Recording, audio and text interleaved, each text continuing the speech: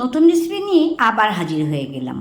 সর্ষের তেল গরম হয়ে গেলে মিষ্টি কুমড়ো নুন দিয়ে ভাজা করে নিতে হবে। মিষ্টি কুমড়ো আমি এইভাবে কেটেছি, তোমরা চাইলে এর থেকে কুচি করে কেটে নিতে পারো। কুমড়োর গায়ে রং ধরে আসলে প্যান থেকে তুলে নিতে পারো, কিন্তু প্যানটা যেহেতু বড় তাই জন্য আমি একটু সাইড করে 7-8 কোয়া গোটা রসুন আমি দিয়ে দিলাম, আর অর্ধেকটা পেঁয়াজ কুচিও পাশে দিয়ে দিলাম। এবারে পেঁয়াজ রসুনগুলো এইভাবে আমি ভেজে নেব, আর সাথে দিলাম কয়েকটা শুকনো লঙ্কা।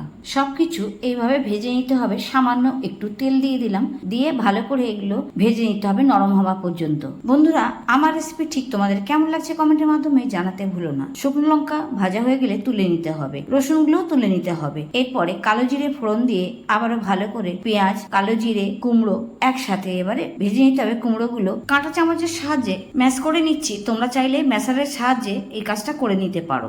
এরপরে সবকিছু একসাথে ভালো করে মিশিয়ে নিয়ে গ্যাস অফ করে দিতে হবে। এবার একটি পাত্রে ভাজা রসুন, শুকনো লঙ্কা এবং কাঁচা পেঁয়াজ নুন দিয়ে একসাথে খুব ভালো করে মেখে নিতে হবে। এমন অনেকেই আছে মিষ্টি কুমড়োর নাম শুনলে নাক ছিটকায়। একবার এই রেসিপিটা তৈরি করে তাদেরকে খাওয়ালে আবারও খেতে চাইবে। এই পর্যায়ে মিষ্টি কুমড়োর মিশ্রণ সাথে কাঁচা তেল দিয়ে ভালো করে মেখে নিলে তৈরি হয়ে যাবে আজকের রেসিপি মিষ্টি কুমড়োর ভর্তা। আমার চ্যানেলে এর আগে অনেক ভর্তা আমি তোমাদের সাথে শেয়ার করেছি। আজকের ভর্তাটা ঠিক কেমন লাগলো কমেন্টের মাধ্যমে জানাতে ভুলো না।